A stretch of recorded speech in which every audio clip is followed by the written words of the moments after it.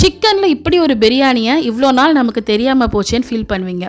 அவ்வளோ டேஸ்டான சூப்பரான டெலிஷியஸான ஒரு சிக்கன் குஃப்தா பிரியாணி எப்படி செய்கிறதுன்னு பார்க்கலாமா? ஸோ இந்த பிரியாணிக்கு 1 கிலோ அளவுக்கு சிக்கன் நான் வாங்கியிருக்கேன். அதை நல்லா கழுவிட்டு தண்ணி எல்லாம் வடிய வச்ச பிறகு மிக்ஸி ஜாரில் போட்டு ஃபைன் பேஸ்ட்டாக அரைச்சி எடுத்துக்கணும்.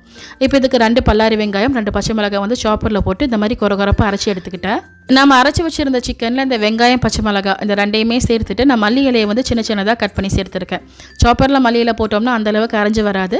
ஸோ இந்த மாதிரி கட் பண்ணியே சேருங்க. அடுத்து இதில் தேவையான உப்பு சேர்த்துட்டு நான் ஷான் பிரியாணி மசாலா கொஞ்சமாக சேர்த்துருக்கேன். உங்ககிட்ட என்ன பிரியாணி மசாலா இருக்கோ நீங்கள் அதையே வந்து யூஸ் பண்ணிக்கலாம். பட் இந்த பாகிஸ்தான் பிராண்ட் ஷான் மசாலா எனக்கு ரொம்பவே பிடிக்கும். நான் நிறைய டிஷ்ஷஸ்க்கு இது வந்து யூஸ் பண்ணுவேன். உங்களுக்கு இந்த ஷான் மசாலா தேவைப்பட்டால் நீங்களும் ஆர்டர் பண்ணிக்கலாம். நம்பர் நான் ஸ்க்ரீனில் கொடுத்துருக்கேன். அடுத்து இதில் 2 டேபிள் ஸ்பூன் அளவுக்கு இஞ்சி பூண்டு பேஸ்ட்டு சேர்த்து நல்லா கலந்து விட்ட பிறகு திரும்பவும் நான் கொஞ்சம் உப்பு போட்டிருக்கேன். அடுத்து 1 டேபிள் ஸ்பூன் அளவுக்கு நெய்யும் சேர்த்து நல்லா கலந்து சின்ன சின்ன கோஃப்தா பால்ஸாக வந்து எடுத்து வச்சுக்கணும். இப்போ இந்த கோஃப்தா பால்ஸை நம்ம ஃப்ரை பண்ணி எடுத்துக்க போகிறோம். இது ரொம்ப வேகணுங்கிற அவசியம் இல்லை.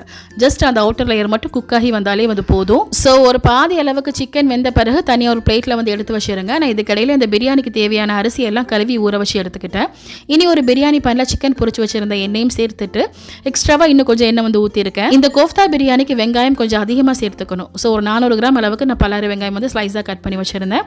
அதை சேர்த்து நல்லா வதக்கி எடுத்த பிறகு 2 டேபிள் ஸ்பூன் அளவுக்கு இஞ்சி பூண்டு பேஸ்ட் வந்து போட்டு அதையும் நல்லா வதக்கிட்டு 400 கிராம் அளவுக்கு தக்காளி வந்து போட்டிருக்கேன். நாம் இதில் அரிசியை தனியாக வேக வச்சு வடிச்சு தான் சேர்த்துக்க போகிறோம். ஸோ கிரேவி நிறைய இருந்தால் தான் அந்த ரைஸோட மிக்ஸ் பண்ணி சாப்பிட்றதுக்கு வந்து நல்லாயிருக்கும். இப்போ இதில் ஒரு கையளவுக்கு புதினா ஒரு கையளவுக்கு மல்லி இலை சேர்த்து அதையும் நல்லா கலந்து விட்டு ஒரு 1/4 கப் அளவுக்கு அதிகம் புளிப்பில்லாத தயிர் வந்து போட்டிருக்கேன். இப்போ இதில் திரும்பவும் கொஞ்சமாக ஷான் பிரியாணி மசாலா சேர்த்துட்டு கலருக்காக காஷ்மீரி மிளகாய் தூள் கொஞ்சமாக போட்டிருக்கேன். இந்த ஷான் பிரியாணி மசாலா போட்டாலே போதும், வேறு எந்த மசாலாவும் சேர்க்க தேவையில்லை. இதோட ஃப்ளேவரே அவ்வளோ நல்லாயிருக்கும். இந்த டைமில் நம்ம ஃப்ரை பண்ணி வச்சிருந்த கோஃப்தாவையும் சேர்த்து நல்லா கலந்து விட்டு 5 நிமிஷம் ஸ்லோ ஃபயரில் வச்சுக்கலாம். அந்த சிக்கன் இன்னும் வெந்து வரும்போது இந்த கிரேவி சாப்பிட்றதுக்கு ரொம்ப நல்லாயிருக்கும்.